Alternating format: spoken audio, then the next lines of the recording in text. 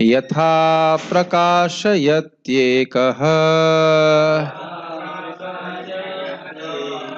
कृतस्नं लोकमिमं रविः क्षेत्रं क्षेत्री तथा कृष्णं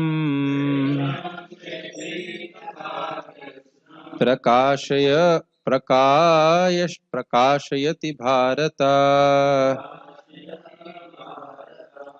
तो भगवान यहाँ पे एक उदाहरण से समझा रहे हैं कि किस प्रकार से आत्मा अपनी चेतना के प्रकाश के द्वारा पूरे शरीर को चेतनीभूत करती है। जैसे एक माइक को करंट इलेक्ट्रीफाई करता है। तो देखिए, यथा प्रकाशयत एकः कृतस्थम लोकम इमं रवि। कृतस्थम का होता है सभी लोगों को जिस प्रकार से एक रवि, रवि का मतलब सूर्य, पूरे अपने प्रकाश से प्रकाशित करता है।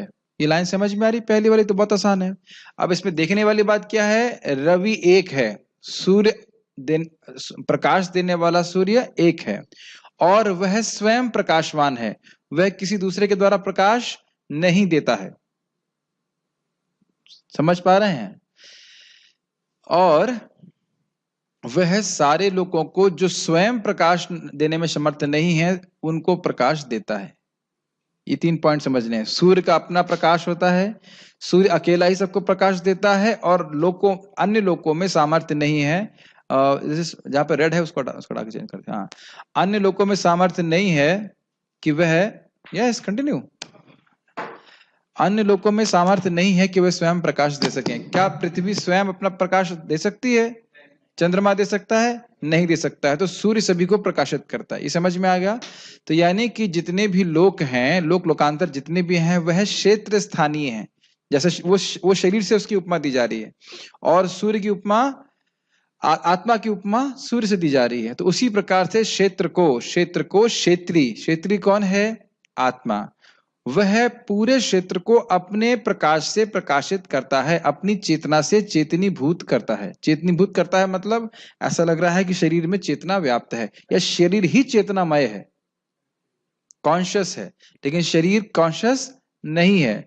चेतना आत्मा की वजह से आ रही है। प्रभुपाद उसको बहुत सिंपल तरह से समझाएंगे। जब आत्मा चली जाती है तो किसी भी तरह से हम वापस शरीर में चेतना का निर्माण नहीं कर सकते। तो आत्मा कहां से आ रही है, सॉरी, चेतना कहां से आ रही है? आत्मा से। और आत्मा में चेतना कहां से आ रही है? खुद से। मुझे पता था यही उत्तर आएगा कि परमात्मा से। आत्मा में चेतना स्वयं है, चेतनामय है, ज्ञानमय, जैसे बताया था ना मैंने, उसी प्रकार से। यस, कभी कभी उत्तर ऑब्वियस होते हैं, लेकिन उसका वो उत्तर सही नहीं होते हैं। ये समझ में आ रहा है? ऑब्वियस, हाँ, इसका उत्तर तो यही होगा। जैसे, और प्रश्न को बोला भी इसी प्रकार से जा रहा है ताकि आप वही उत्तर बोल दें, लेकिन वो उत्तर है नहीं, स्वयं ज्ञानमय है। ठीक है। हे भरतपुत्र, जिस प्रकार सूर्य अकेले इस सारे ब्रह्मांड को प्रकाशित करता है, उसी प्रकार शरीर के भीतर स्थित एक आत्मा सारे शरीर को चेतना से प्रकाशित करता है। अब इसको समझना और भी मुश्किल नहीं है। जैसे यहाँ पे एक ट्यूबलाइट है और ट्यूबलाइट पूरे रूम को रोशनी दे रही है। यहाँ 3 ट्यूबलाइट है, मुझे पता है आप ये कहेंगे, लेकिन इसलिए मैं बंद नहीं करवा रहा हूँ। लेकिन एक सीधी बात है, अगर मान लो एक बल्ब होता या एक ट्यूबलाइट होती तो पूरे रूम को प्रकाशित कर रही है। बहुत सिंपल सी बात है। और अब इसको आप कैसे अनुभव कर सकते हैं? अपने हाथ का आप स्पर्श करें तो आप स्पर्श का अनुभव करते हैं।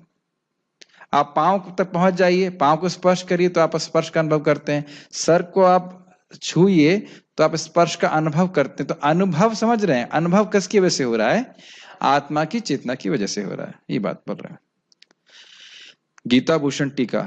यह आत्मा शरीर के गुणों से दूषित नहीं होता, अपितु अपने गुणों से शरीर का पोषण करता है। जिस प्रकार से एक सूर्य पूरे जगत को प्रकाश देता है, उसी तरह से क्षेत्रीय जीव, क्षेत्रीय मतलब जो क्षेत्र को जानने वाला जीव, पूरे क्षेत्र अर्थात शरीर को नख से लेकर शिक तक अपनी चेतना के द्वारा प्रकाश अर्थात चेतना प्रदान करता है। और फिर वैसे मैं समझाऊंगा आपको बात। जब मैं पूछूं अगर कि क्या इस पंखे में करंट है? बिल्कुल है। क्यों? आपको दिख रहा है क्या? मूव कर रहा है, तो मूव कर रहा है तो पंखे का मूवमेंट देख रहे हैं ना आप, करंट कैसे देख पा रहे हो? बिना इलेक्ट्रिसिटी के पंखा मूव नहीं कर सकता है। उसी प्रकार से भले ही हम आत्मा को नहीं देख पा रहे हैं, लेकिन ज्ञान के द्वारा, जिस प्रकार से आप ज्ञान के द्वारा देख पा रहे हो कि पंखा करंट की वजह से चल रहा है। नहीं समझ में आ रही बात? प्रभुपाद जी बताते हैं कि पहले जमाने में जब वो छोटे थे, वो क्या होता, ग्रामोफोन कहते हैं, ग्रामोफोन कहते थे जो, ग्रामोफोन कहते थे ना, उसमें एक डिस्क लगी रहती थी और वो आवाज आती थी। तो प्रभुपाद जी किसमें कहते हैं, एक बार मुझे स्मरण आ रहा है, इस प्रकार से वो सोचते थे कि इसके अंदर कोई भूत बैठा है और वो गा रहा है। ग्रामोफोन समझ रहे हैं ना, बचपन में एक भोपू लगा रहता था, जैसे आवाज आती थी, तो प्रभुपाद जी सोचते थे इसमें, मतलब बचपन बच्चे के रूप में, कि इसके अंदर कोई भूत बैठा है और उसको गा रहा है, लेकिन उसमें भूत नहीं बैठा हुआ है। तो खाली मैं कह रहा हूं कि जो अज्ञान में है व्यक्ति, वो सोचेगा कि शरीर जो है वह चेतना से युक्त है, जबकि शरीर चेतना से युक्त नहीं है। कभी आपने किसी भी अपने रिश्तेदार के मृत शरीर को देखा है? कुछ अजीब सा लगता है? नहीं, आत्मा नहीं है, लेकिन आप कुछ उसमें परिवर्तन देखेंगे एकदम तुरंत। उस क्षण भी अगर आप देखें तो आपको वो अलग दिखाई पड़ेगा, है ना, कुछ अलग से दिखाई पड़ेगा कि कुछ कुछ चला गया है कि नहीं। बिल्कुल मान लो ये गाल वाल बिल्कुल वैसा रहे, हाँ, रौनक शब्द दिखाएंगे, यस, एक चमक चली, और आंखों में जब चमक देखते हैं, वह भी आत्मा की वजह से आप दिखाई पड़ रहा है। समझ रहे हैं मेरी बात? ठंडा पड़ना तो आगे की बात है। ठंडा तो आप यहाँ एसी में लेटे रहेंगे तो थोड़ी देर बहुत ठंडी हो जाएगी, लेकिन मैं उसकी बात नहीं कर रहा हूँ। तुरंत मान लो कोई मरे और तुरंत देखो उसको, एकदम स्वस्थ मरा है, मतलब कोई कठिनाई नहीं, शरीर में कोई खरोच नहीं है, कुछ भी नहीं है, तो भी आप देखेंगे कि कुछ चला गया। और उस तत्व को हम नहीं समझते हैं, मतलब समझते हैं, मतलब समझने का प्रयास नहीं करते। एक मेरे स्टूडेंट की आज नौकरी लग गई, तो बड़ा खुश होकर बता रहा था, खुश होकर बता रहा था। मैंने कहा कितनी देर, हमारा ट्रेनिंग कितनी देर से कितनी देर तक होगी? सोचेंगे आप, मिलिट्री में की ट्रेनिंग कब तक होती है? आप लोग सोच रहे होंगे प्रभु जी कल डांट रहे हैं हमें 6 बजे उठने के लिए, क्यों डांट रहे हैं हमें 4 बजे उठने के लिए, क्यों डांट रहे हैं? पता है ट्रेनिंग कितने बजे से कितने होते होती है मिलिट्री में? आपकी भी शायद ऐसे हुई होगी, सुबह 4:30 से लेकर 10 बजे तक। आपकी भी ऐसे होती थी क्या? पता नहीं। आप बताते एयरफोर्स में 4:30 से लेकर 10 बजे तक 6 महीना नॉन स्टॉप फिजिकल ट्रेनिंग। मैं उसको बोला तुम्हें शर्म नहीं आती? इतनी मेहनत करते हो, बहुत ही चीजों के लिए इतनी मेहनत कर रहे हो हैं, और 16 माला नहीं कर सकते आध्यात्मिक जगत जाने के लिए? कर रहा था वही, कह रहा हाँ प्रभु शर्म तो आ रही है, लेकिन क्या करूं। इस प्रकार से तो अब देख रहे हैं कि केवल शरीर पोषने के लिए व्यक्ति कितनी मेहनत करने के लिए तैयार है। और हम लोगों को कभी सोच रहे हैं हम लोग कितनी कम मेहनत करने के लिए बोला गया है? केवल 16 माला जप करो, कम से कम 4 नियमों का पालन करो और भगवत प्राप्ति कर ले। आश्चर्य होता है कि फिर भी लोग इसमें, आप लोग तो भक्त हो, भक्ति कर रहे हो, लेकिन कभी नहीं सोचना चाहिए कि हमें कोई भी तपस्या करनी पड़ रही, कुछ भी तपस्या नहीं करनी पड़ रही। वेदांत सूत्रकार कहते हैं गुणाद व लोकवद, गुणाद व आलोकवद। जिस प्रकार से एक अग्निपुंज अपने प्रकाश से पूरे कमरे में प्रकाश देता है, उसी प्रकार से आत्मा पूरे शरीर में अपने गुणों के द्वारा व्याप्त रहती है। ध्यान देना होगा कि आत्मा का साइज कितना है, बाल के अग्रभाग का 10,000वां हिस्सा। अभी क्या आपको चमत्कार करने वाला नहीं लगता?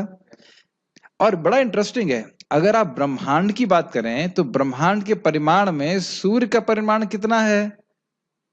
ब्रह्मांड को पूरा अगर देखा जाए तो उसके क्या कहेंगे, अगर उसके आयत में, आयतन बोलते हैं, आयतन बोलते हैं, वॉल्यूम, आयतन ना, जितना बड़ा ब्रह्मांड है उसके कंपैरिजन में सूर्य कितना बड़ा है? बहुत छोटा है, लेकिन सूर्य पूरे ब्रह्मांड में अपने प्रकाश को देता है। ये भी बड़ा अच्छा उदाहरण है। उसी प्रकार से आत्मा हृदय में है, एकदम हृदय के पास एक ही स्थान में रहती है, लेकिन अपनी चेतना के द्वारा पूरे शरीर में व्याप्त रहती है, भले ही वो बहुत छोटी हो। और ये बहुत आश्चर्यजनक बात है। साहिल आपको लग रहा है सही बात? यस। और चेतना का एक और गुण है जिसे कहते हैं ज्ञान शक्ति। किसी को याद है कि ज्ञान शक्ति का अर्थ क्या बताया गया था? अब तो समझ ही गए हो गया, याद ही हो गया। माइक पे बताइए, माइक चलने लग गया है। यस, ज्ञान शक्ति का अर्थ क्या है? मैं हूं, मैं दूसरों से अलग हूं। Very nice. मैं हूं, ये अवेयरनेस कि मैं एग्जिस्ट करता हूं और मैं अन्यों से भिन्न हूं, ये कितनी विशेष शक्ति है ना सचिन? आपका नाम साहिल है, कैसे पता आपको? हाँ, ये तो ठीक है, लेकिन कैसे पता आपको? आप समझ पा रहे हैं? कैसे मालूम चल रहा है? साहिल, आप सचिन हो, कैसे पता आपको? हाँ, बुद्धिमान हो गया। यस, ज्ञान शक्ति के द्वारा कि आप समझ रहे हैं कि आप साहिल नहीं हैं, आप शिव कृष्णदास नहीं है। और इसको हम बहुत आसान समझते हैं बात, लेकिन ये बड़ी विशेष बात है। मैं इसको कई बार रिपीट करता हूं, ये विवेक होना चाहिए कि भौतिक क्या है और आध्यात्मिक क्या है।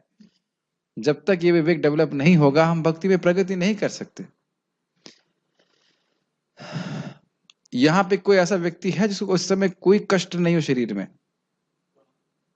इस शरीर में, मतलब इस शरीर में आज के दिन में कोई कष्ट नहीं, कोई परेशानी नहीं, कोई दिक्कत नहीं? ओके, हाथ खड़ा करने की जरूरत नहीं है, कुछ ना कुछ है। अब इसको अपने शरीर का कष्ट देखिए, अपना कष्ट नहीं। इसका अभ्यास करना होगा, क्योंकि कष्ट आने बंद नहीं होंगे। हमें अपने एटीट्यूड चेंज करने होंगे। भक्त बनने के बाद हम केवल अपना एटीट्यूड चेंज कर सकते हैं। मैं आप देख रहे हैं, प्राय रोज ही इस बात को बोल रहा हूं। कष्ट आने बंद नहीं होंगे, हमें अपना एटीट्यूड चेंज करना होगा। और उस एटीट्यूड को चेंज करने से, मनोवृत्ति को चेंज करने से बहुत बड़ा लाभ होता है। जब भक्त के जीवन में कष्ट आते हैं, अगर उन्हें भगवान की कृपा मानता है, तो भगवान के धाम जाने का अधिकारी बन जाता है। जैसे यदि हमारे पास कोई चेक आए और वो चेक को हम डस्टबिन में डाल दें, तो उस चेक का क्या फायदा होगा? हमारे पास कोई फायदा नहीं होगा। और अगर उस चेक को हम बैंक में लेके भुना दें, भुनाना समझते हैं बैंक में, कैश एंड कैश कर ले, तो बहुत बड़ा फायदा होगा। उसी प्रकार से हमारा जो कर्म फल है, चाहे वो सुख के रूप में आए और दुख के रूप में आए, वह एक चेक के समान है। समझ में आ रहा है? यदि उसको लेकर के रोने लगे, हम परेशान हो जाएं, ये सोचने लग जाए भगवान तो मेरे पे बहुत, क्या कहते हैं, क्रूर हैं, तो उसको हम भुना नहीं पाएंगे। लेकिन यही समझे कि भगवान की कृपा है, और भगवान अपने असीमित बुद्धि से मेरा कल्याण करने के लिए मुझे इस विशेष परिस्थिति में रखे हैं, तो हम भगवान के धाम जाने के अधिकारी बन जाएंगे। ये बहुत सूक्ष्म बात है, सुना कई बार होगा, लेकिन हृदय में उतरती नहीं बात। हमेशा हम भगवान की इच्छा को समझ नहीं सकते हैं, लेकिन हमेशा हमको भगवान की इच्छा को स्वीकार करना चाहिए। ये बात समझ में आ रही है? ये बहुत गंभीर बातें हैं। आप नहीं, आपका प्रश्न करेंगे ना, ऐसा क्यों हो रहा है, मुझसे ऐसा बर्ताव क्यों कर रहे हैं, ये ऐसा क्यों हो रहा है, ये व्यक्ति ऐसा क्यों कर रहा है, मैं ऐसी सिचुएशन में क्यों, मैं ही ऐसी परिस्थिति में क्यों हूं, इसको आप नहीं समझ सकते। लेकिन ये याद रखें कि भगवान हमारे सुहृद हैं, और स्पेशली भक्तों के तो हमेशा कल्याण के बारे में सोचते हैं, भले ही भक्त इस समय उस स्थिति को नहीं समझ पा रहा। और जरूरी नहीं कि अन्य भक्त भी समझ पाए कि ऐसा उसके संग क्यों क्या हो रहा है, लेकिन ये जरूर ध्यान रखना चाहिए कि ये कष्ट मेरे शरीर के हैं, ये इससे मेरा कोई संबंध नहीं है। बहुत इंपॉर्टेंट है ये। जब तक हम हमको प्रयास करना होगा कि हम शारीरिक चेतना से बाहर निकलें। तात्पर्य, चेतना के संबंध में अनेक मत हैं। यहाँ पर भगवद गीता में सूर्य तथा धूप का उदाहरण दिया गया है। जिस प्रकार सूर्य एक स्थान पर स्थित रहकर ब्रह्मांड को आलोकित करता है, उसी तरह आत्मा सूक्ष्म रूप कण शरीर के हृदय में स्थित रहकर चेतना द्वारा शरीर को आलोकित करता है। तो बहुत आसान है समझना। इस प्रकार चेतना ही आत्मा का प्रमाण है, जिस प्रकार धूप या प्रकाश सूर्य की उपस्थिति का प्रमाण होता है। ये बात अभी समझाई थी मैंने। जैसे करंट का प्रमाण क्या है कि पंखा चल रहा है, ये बात है। जब शरीर में आत्मा वर्तमान रहता है, तो सारे शरीर में चेतना रहती है, किंतु जो ही शरीर से आत्मा चला जाता है, तो ही चेतना लुप्त हो जाती है। इसे बुद्धिमान व्यक्ति सुगमता से समझ सकता है। लेकिन इतनी जल्दी सुगमता से बुद्धिमान बनती नहीं है। बुद्धिमान व्यक्ति सुगमता से समझ लेता है, लेकिन हम सुगमता से बुद्धिमान बनते नहीं। आज में बहुत स्ट्रॉन्ग रिफ्लेक्शंस आ रहे थे कि इस जीवन में हम सभी लोग, वैसे ही हिरण्यकशिपु की शिक्षा है, हम सब लोग एक कैसे हैं, जैसे होटल में उस टाइम तो रेस्टोरेंट होते थे कि पता नहीं, भोजनालय में कुछ समय के लोग बैठते हैं साथ में और फिर चले जाते हैं, या ट्रेन के समय कुछ साथ में बैठते हैं। हमारा कर्तव्य क्या होना चाहिए, जितने लोग भी हमारे साथ में, उन्हें कृष्ण के बारे में बता करके कृष्ण की तरफ उत्थान कर सकें।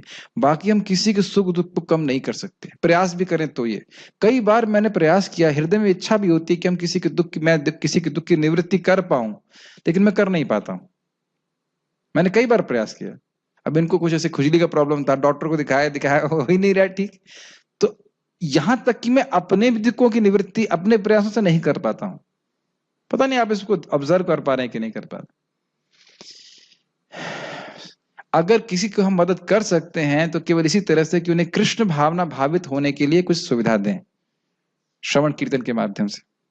बाकी हम किसी के सुख दुख को 1% भी कम नहीं कर सकते। जिसका अगर बच्चे का 104 डिग्री बुखार है तो 104 है, आप 103 नहीं कर सकते। दवा दे सकते हैं लेकिन जरूरी नहीं कि दवा हमेशा ठीक चले ही। तो इस प्रकार से ये समझना चाहिए कि हमारा जो जगत में संबंध है उसमें भौतिक संबंधों की बात कर रहे हैं, उसमें पूरा एब्जॉर्प्शन होना, ये हमारी चेतना के जो गुण है उसको हमको भुला देगा। हम भूल जाएंगे कि हम हैं कौन, और केवल इसी चेतना में रहेंगे कि हम शरीर है। इसलिए बार बार सुनना और इस पर मेडिटेट करना आवश्यक है कि हम शरीर नहीं है। We are not this body. Make sense?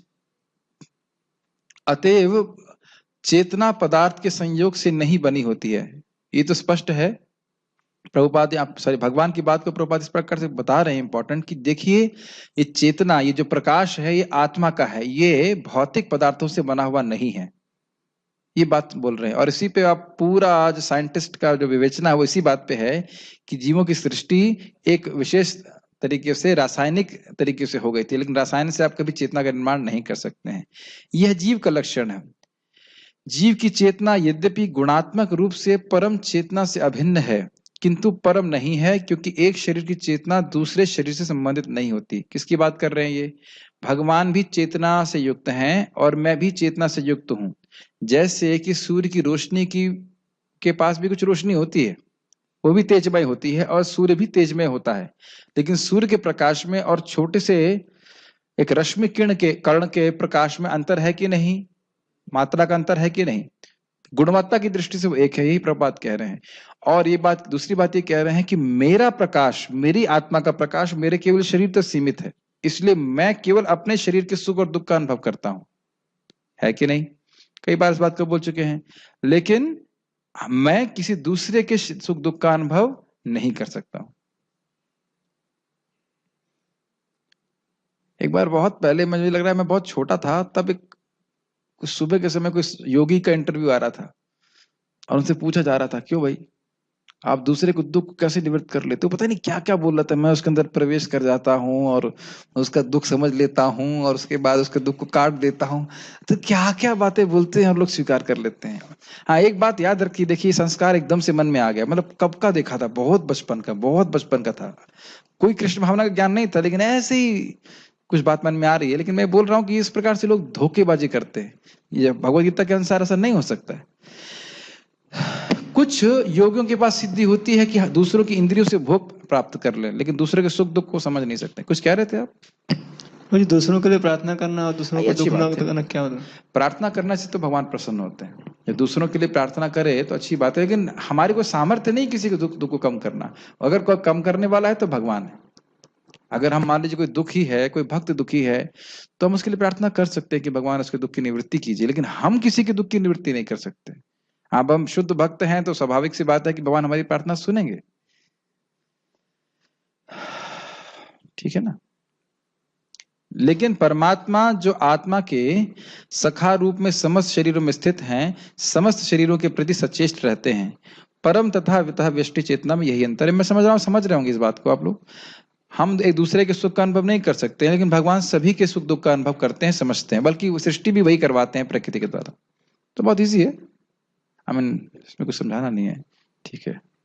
एक बात प्रभुपाद यहाँ पे कहते हैं, एक जगह यहाँ पे मतलब भागवत में कहते हैं कि भगवान परमात्मा के रूप में हमारे शरीर को बिल्कुल ठीक तरह से जानते हैं, और ये फॉर्मूला मैं हमेशा अप्लाई करता हूँ।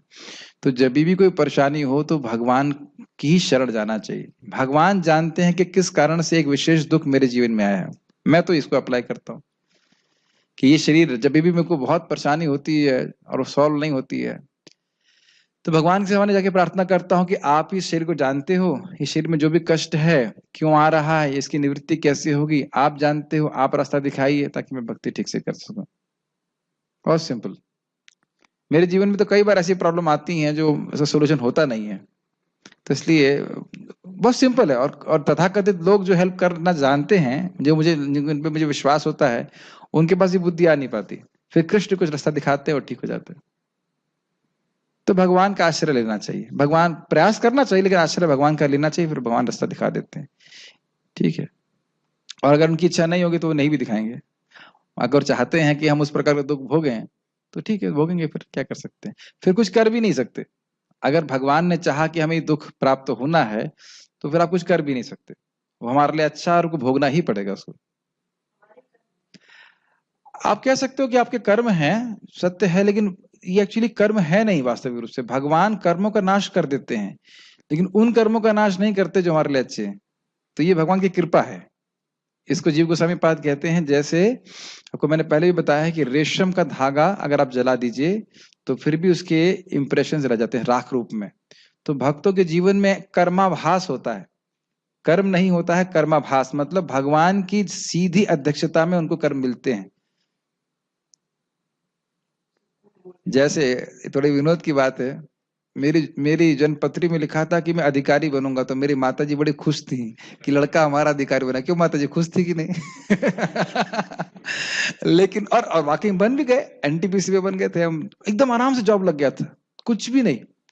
लेकिन और जब मैंने यहाँ ज्वाइन किया तो मैं न्यू भक्ता था, इनिशिएशन भी नहीं हुआ, तब से टेम्पल कमांडर है, मैनेजर है मंदिर के, आज 12 साल हो गए। पूरी हिस्ट्री, बड़ा झगड़ा हुआ था कि भाई ये न्यू भक्ता है, व्हाइट में है, इसको कैसे मंदिर का मैनेजर बना दिया, ये तो वृंदावन में इंटरनेशनल सेंटर में ऐसा तो आज तक कभी नहीं हुआ। ये हमारा कुछ अब समझ रहा नहीं, कर्म को भगवान कृष्ण कर्म बना देते। जैसे हमारे एक और भक्त हैं जिनके बारे में मुझे पता चला कि मार्केटिंग में बहुत तेज है। तो अब वह कृष्ण भावना का प्रचार कर रहे हैं। तो बाह्य रूप से कर्म है मार्केटिंग का, तो मार्केटिंग का कर्म नहीं खत्म किया भगवान ने, क्यों? कृष्ण की मार्केटिंग करो। तो बाह्य रूप से ऐसा लगेगा कि वो कर्म चेंज नहीं हो रहा है, लेकिन वो कर्म नहीं, वो कृष्ण की कृपा से हम चल रहे हैं। एक भक्त हैं जिनको 45 साल में मर जाना चाहिए था, आपके पीछे बैठे हैं और अभी भी बैठे हैं। है कि नहीं? हाँ। मेरी माता जी की जन्मपत्री में लिखा हुआ था कि 45 साल में मर जाएंगी, देखो अभी क्लास सुन रही हैं। 17 साल अभी तो बहुत चलने वाली। तो ये दिखाता है कि भाई उनको जीना था। अब मुझे बता रही थी कि किस प्रकार से इनको ट्यूमर था ना, क्या था पेट में आपके, और डॉक्टर को आश्चर्य हो रहा था कि आप ऑपरेशन कराने के लिए आ गई, आपको दर्द क्यों नहीं हो रहा है। उस दिन भी 25 माला ना, कितने माला, 51 माला जप करके गई। तो ये दिखाता है कि भक्त के जीवन में जो भक्ति के विरोधी चीजें भगवान स्वयं उसको नष्ट करते हैं। अब ट्यूमर आना था तो आना था, लेकिन उसे भक्ति डाउन नहीं हो रही है। मेरी बातें समझ में आ रही हैं? तो इसलिए शरीर में कष्ट आएगा, ये आएगा ही, लेकिन भक्ति डाउन नहीं होगी। भगवान पे विश्वास रखना चाहिए। भगवान कभी भी अपने भक्तों का गलत नहीं सोचते। अब वो अलग बात है कि हम उसको समझ नहीं पा रहे। ये बार बार और जब अच्छे से करते रहिए, भी विश्वास होता ही जाएगा कि ये जैसे हम बिल्कुल ये शरीर नहीं है एकदम। ये आज जब करते समय बार बार ये बात आ रही थी, गदाग्रज गदाग्रज। गदाग्रज मतलब समझते हैं? गद मतलब बीमारी, गद मतलब बीमारी, अग्र मतलब सामने, और जा मतलब उपस्थित हो जाना। तो गदाग्रज मतलब भगवान का नाम है जो अविद्या, जीव की अविद्या रूपी बीमारी के सामने उपस्थित होकर के उसको नष्ट कर देता है।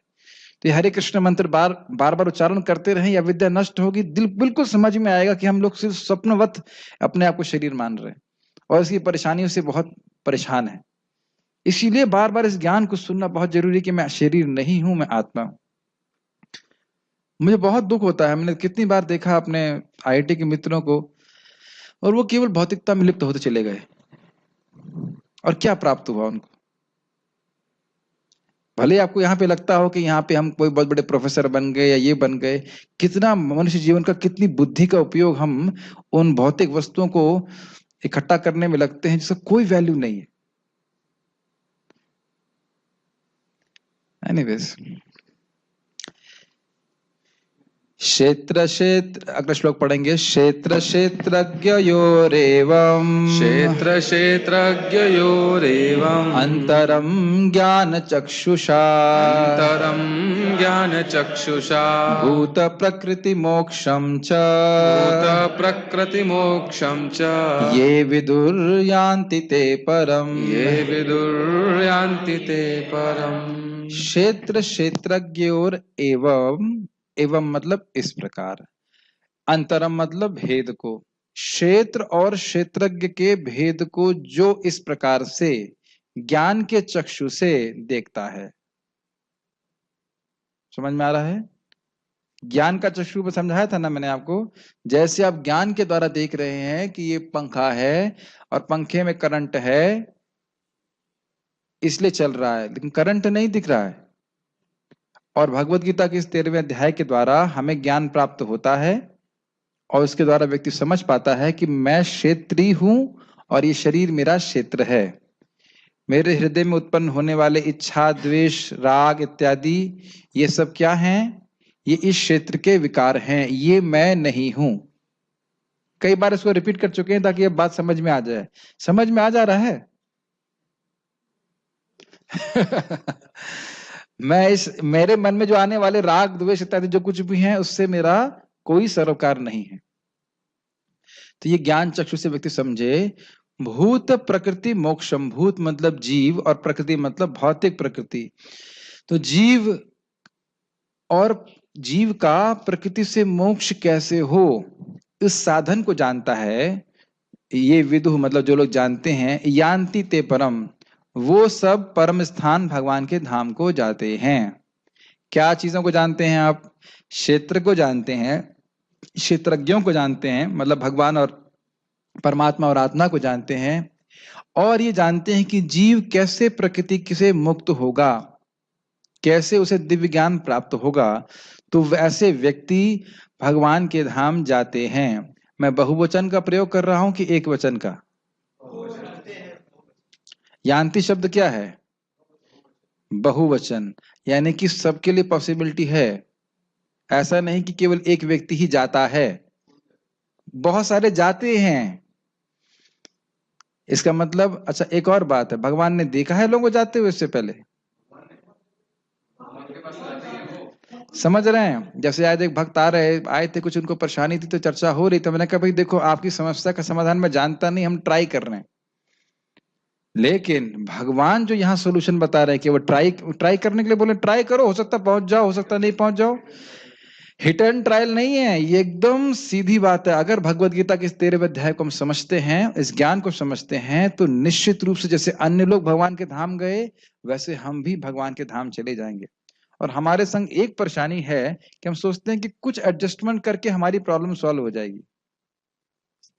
अपने मनोवृत्ति को चेक किया है कभी आपने? हमें लगता है ज्यादा प्रॉब्लम नहीं है, बस ये प्रॉब्लम सॉल्व हो जाएगी, उसके बाद इस जगत में कोई प्रॉब्लम नहीं रहेगी। क्या आपने इस मनोवृत्ति को देख रहे हैं? यही माया के द्वारा उत्पन्न मनोवृत्ति है। हमारे को एक के बाद एक प्रॉब्लम देती रहेगी और सोचेंगे इतना बुरा नहीं है, बस इसको ठीक कर लेता हूं, उसके बाद सब सही हो जाएगा। क्या इस मनोवृत्ति को देख पा रहे हैं आप? लेकिन मनोवृत्ति क्या होनी चाहिए? मैं किसी भी चीज से यहां पे सुखी नहीं हो सकता, किसी भी चीज से। भौतिक कोई भी वस्तु मेरे को स्पर्श ही नहीं करती है। ठीक है? तो ऐसा व्यक्ति भगवान के पास जा पाएगा। जो लोग ज्ञान के चक्षुओं से शरीर तथा शरीर के ज्ञाता के अंतर को देखते हैं और भव बंधन से मुक्ति की विधि को भी जानते हैं, उन्हें परम लक्ष्य प्राप्त होता है। प्रभुपाद जी का प्रवचन अभी मैं सुन रहा था। भक्ति केवल सेंटिमेंट की बात नहीं है। प्रभुपाद जी का लेक्चर मेरे पास अभी मैं सुन ही रहा हूँ, उसकी रिकॉर्डिंग फिर भेज सकता हूँ। एक्चुअली वो जो सुबह बता रहा था वही उसका नेक्स्ट भाग सुन रहा था। सेंटिमेंट से भक्ति करना, केवल सेंटिमेंट से भक्ति करने वाला व्यक्ति काफी संभावना है कि वह भक्ति को छोड़ देगा। भावुकता से केवल भक्ति कर रहा है तो जहां कुछ थोड़ा कष्ट आएगा तो भक्ति के विज्ञान को नहीं समझा है तो फिर वह उसको छोड़ देगा। और इसीलिए भगवान का ज्ञान होना बहुत आवश्यक है, भक्ति का विज्ञान होना बहुत आवश्यक है कि भक्ति क्या करना है, कैसे करना है, और कष्ट आए तो उसको किस मनोवृत्ति से ग्रहण करना है कि नहीं? Doesn't make sense?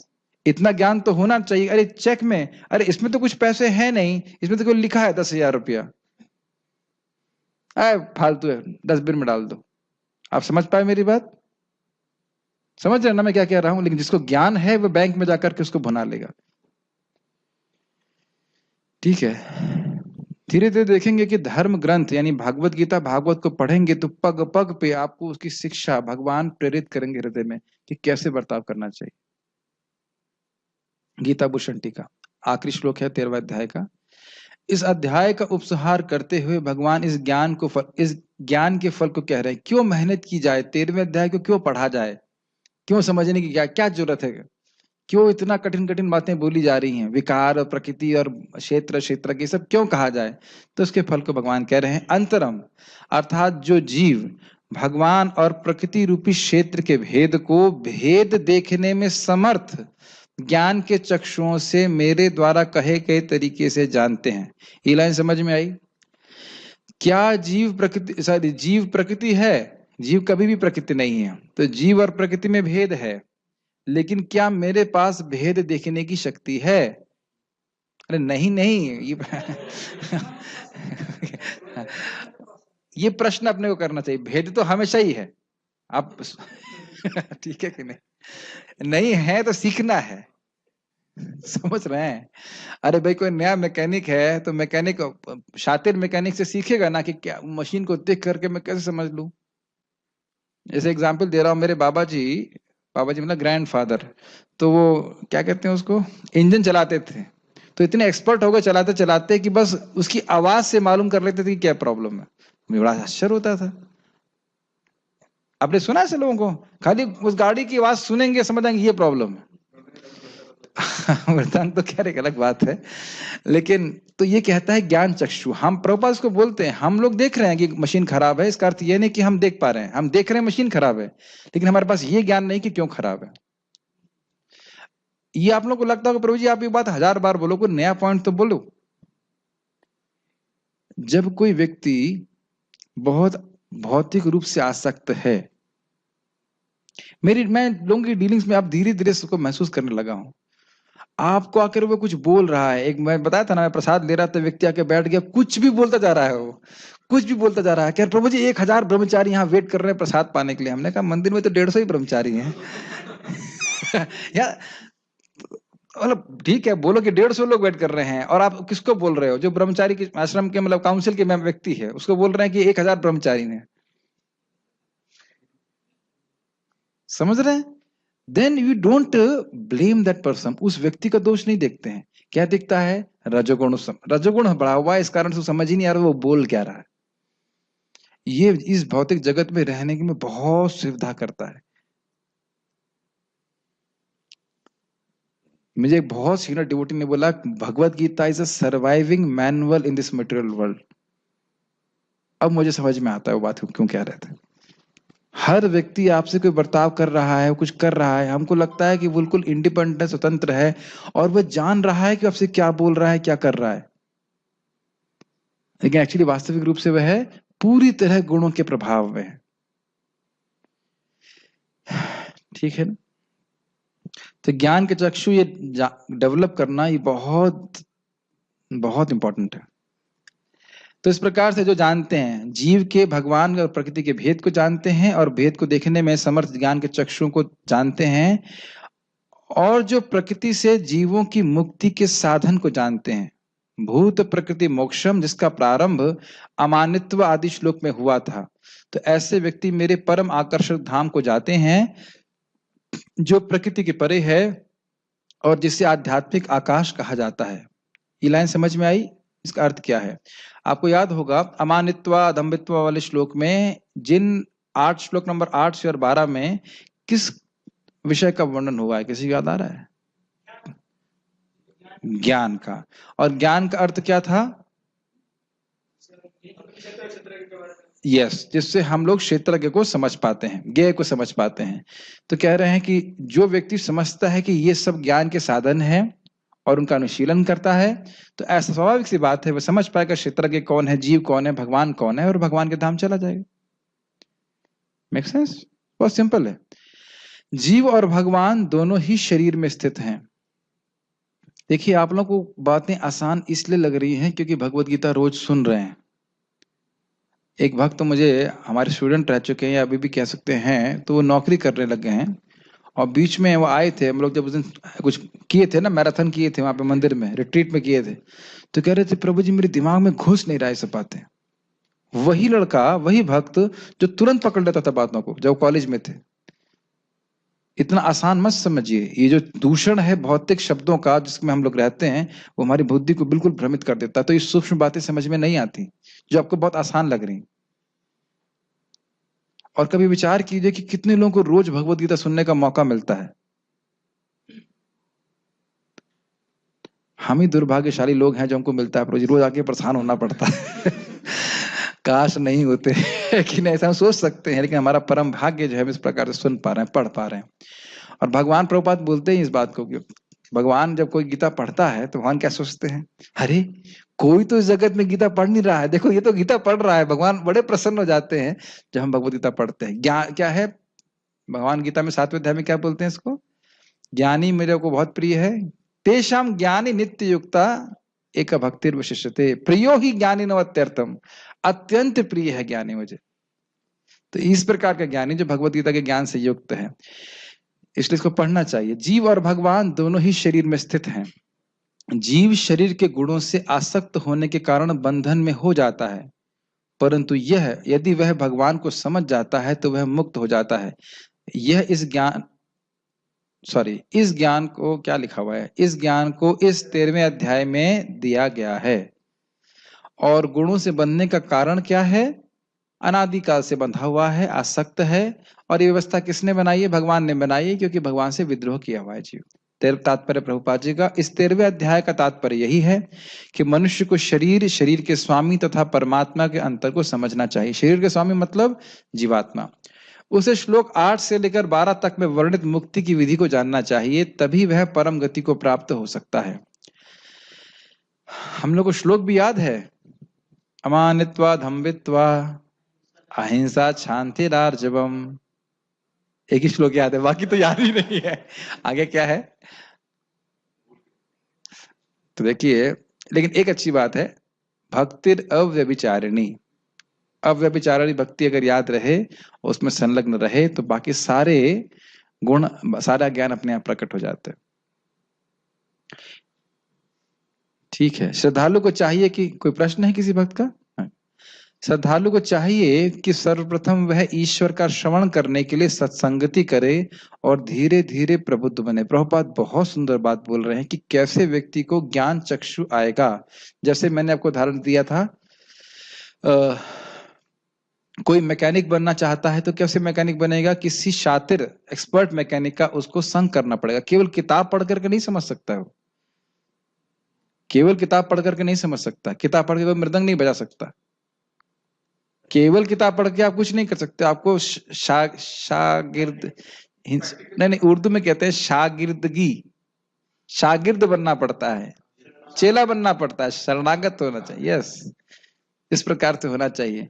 और श्रवण करे, प्राय हम लोग श्रवण को सेवा नहीं मानते हैं, और श्रवण ही सारी सेवाओं का आधार है। अरे प्रभु जी श्रवण क्लास में नहीं आऊंगा, क्यों, सेवा कर रहा हूं। ये कैसे पता चला कि तुम सेवा कर रहे हो?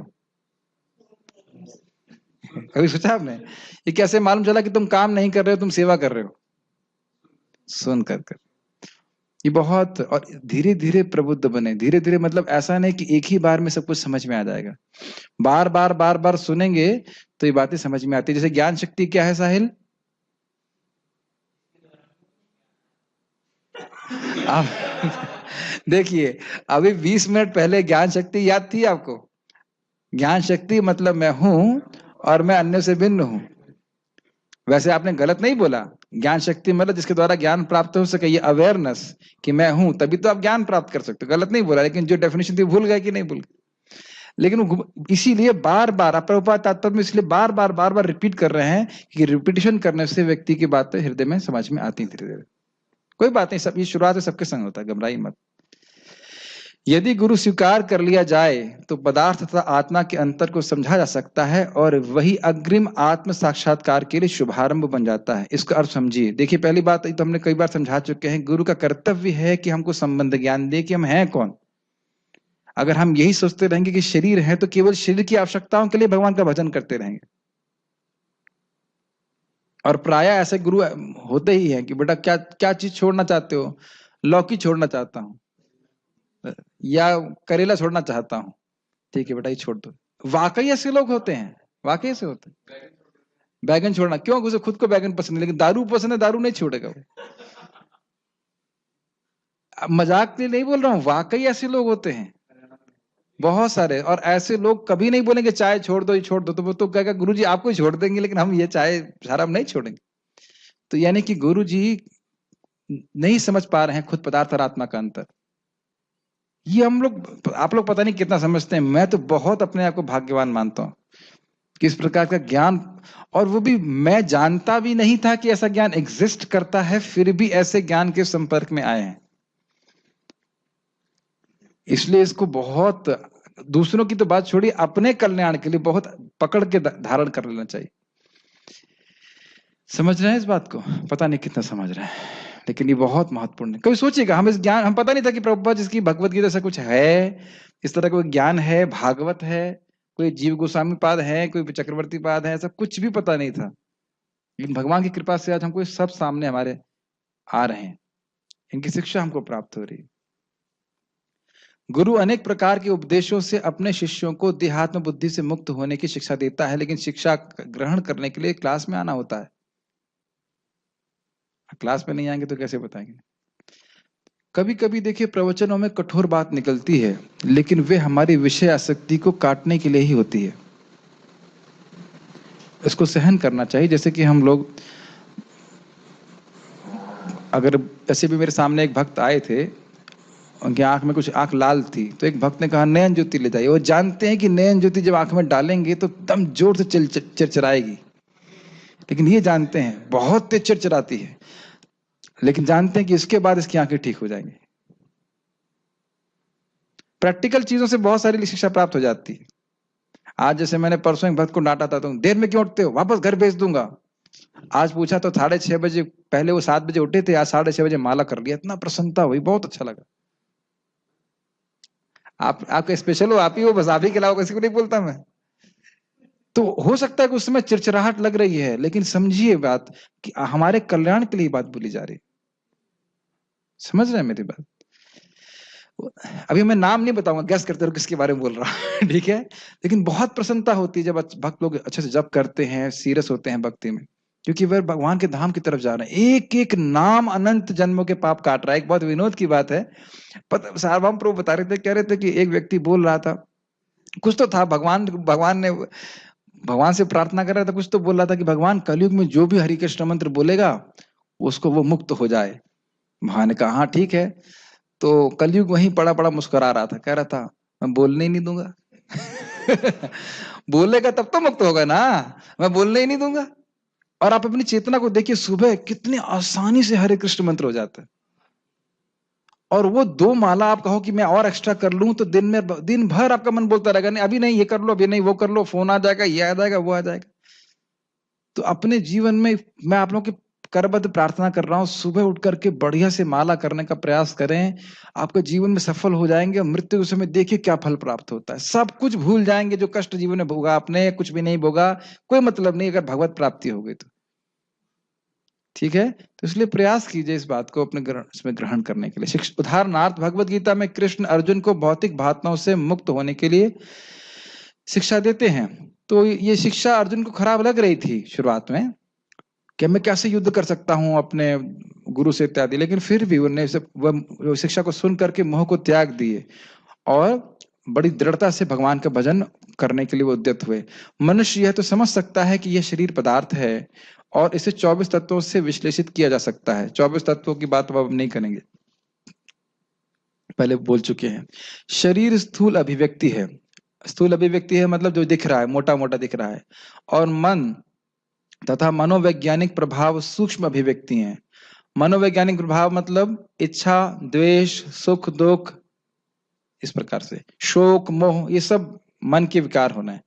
जीवन के लक्षण इन्हीं तत्वों की अंतः क्रिया या विकार हैं, किंतु इनसे भी ऊपर आत्मा और परमात्मा है। यानी कि अगर जैसे कि यहाँ फैन मूव कर रहा है तो आप समझ रहे हो करंट है, तो उसी प्रकार से यहाँ पे मन चालित हो रहा है, शरीर में विकार हो रहे हैं, तो उसका मतलब समझ लिया, इससे दिखता है कि आदमी जिंदा है, ये कहने के बाद। आत्मा तथा परमात्मा 2 हैं। यह भौतिक जगत आत्मा तथा 24 तत्वों के संयोग से कार्यशील है। ये सब बातें समझ में आ रही है ना? हाँ, जल्दी क्लास खत्म होगी, हाँ बोलते रहो। समझ में आ रहा है? ठीक, वेरी गुड बॉय। कर्म इंद्रिय, ज्ञान इंद्रिय इत्यादि जो संपूर्ण भौतिक जगत की इस रचना को आत्मा तथा तत्वों के संयोग से हुई मानता है और परमात्मा की स्थिति को भी देखता है, वही वैकुंठ लोक जाने का अधिकारी बन पाता है।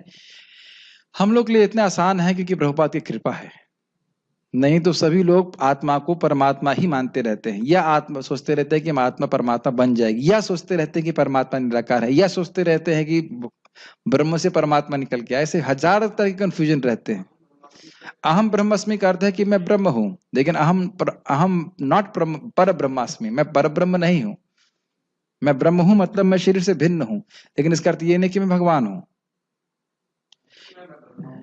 नहीं, मैं ब्रह्मा नहीं हूं, ब्रह्मा नहीं हूं। अहम ब्रह्मास्मि मतलब आपको बताया गया था, बृहत ब्रह धातु से आया है, इसका मतलब है महान।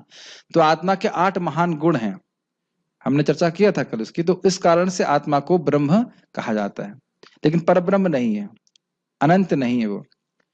ये बातें चिंतन तथा साक्षात्कार की हैं। अनंत का नहीं, अनंत नहीं मतलब गुण की मात्रा की दृष्टि से जीव अनंत नहीं है, नंबर की दृष्टि से अनंत है, लेकिन ऐसा नहीं कि मैं सब जगह हूं। मनुष्य को चाहिए कि गुरु की सहायता से इस अध्याय को भली भांति समझ ले। इस प्रकार श्रीमद् भगवद गीता के 13वें अध्याय प्रकृति पुरुष तथा चेतना का भक्ति विधान तात्पर्य पूर्ण हुआ। अगला अध्याय है गुणों के बारे में, बहुत रोचक चर्चा होगी, तो उसके लिए आप लोग कल आइएगा। कोई प्रश्न अगर किसी भक्त का जूम पे है तो हम लिख सकते हैं। 1 minute. I don't think there is any questions today chats में। दुनिया में हम अगर शुभ अशुभ मानते हैं तो शुभ किसको माना जाए? ये बहुत अच्छा प्रश्न है। भौतिक दुनिया में हम अगर शुभ अशुभ मानते हैं तो किसको शुभ माना जाए? देखिए, जीव के लिए कोई भी वस्तु जो उसको भक्ति से विमुख करे वह अशुभ है, और कोई भी वस्तु जो उसे भगवान की ओर लेके जाए वह उसके लिए शुभ है। ये सीधा सीधा अर्थ है। ये क्या कह रहे हैं, भगवान किसको संबोधित करते हैं? भारत, भारत श्रेष्ठ बोलकर अर्जुन को, भरत श्रेष्ठ। हाँ, तो भरत मतलब भरत राजा हुए थे, उन्हीं के राज्य में ये सारे आए थे, तो इसलिए भरत श्रेष्ठ मतलब उनको भारत भरतवंशी कहा जाता है, भरतवंशियों में श्रेष्ठ कहा जाता है। ठीक है, तो सभी लोग का धन्यवाद, आप लोग आए, और कल सुबह भागवत क्लास में आप लोग आ सकते हैं 8 बजे, सुबह 8 बजे। अभी तो है ना समय। और कोई प्रश्न है किसी का? नहीं। 8 गुण कौन से होते हैं? ओह, चलिए याद करा लेते हैं। 8 गुण आत्मा के हैं: पाप नहीं करना, भूख नहीं लगना, प्यास नहीं लगना, बुढ़ापा नहीं होना। धीरे धीरे 4 तक पहुंचते हैं, अभी आत्मा गुण याद नहीं आ रहे। और बुढ़ापा था, मृत्यु नहीं होना 5। अरे रुक जाओ भाई, जन्म मृत्यु जरा बात, मृत्यु नहीं होना, सत्य संकल्प, सत्य काम, और एक और भूल गया, ये मेरा गुण है। फिर से याद किया जाए, अपाप विद्ध, पाप से प्रभावित नहीं होना, और भूख नहीं हाँ सही कह रहे हैं, यस, जन्म नहीं लेती है आत्मा, कभी जन्म नहीं लेती है, ये रह गया था। अरे प्रभु, आप तो गलत कभी बोल ही नहीं सकते। और उसके बाद भूख नहीं होना, प्यास नहीं लगना, बुढ़ापा नहीं आना, मृत्यु नहीं होना, सत्य संकल्प, सत्य काम। तो ये 8 गुण आत्मा के होते हैं। और इस समय देखिए कितनी दुर्गति है, भूख भी लगती है, प्यास भी लगती है, डर लग रहा है मर ना जाए, और लगता है हैप्पी बर्थडे हुआ हमारा। किस प्रकार से आत्मा का, अपने शरीर के धर्मों को हम अपने पर आरोपित कर लेते हैं। ठीक है, ओके, तो यहाँ रुकते हैं। हरे कृष्णा। हम लोग अभी इंग्लिश क्लास करेंगे, अगर कोई भक्त रुकना चाहते हैं उसके तो रुक सकते हैं।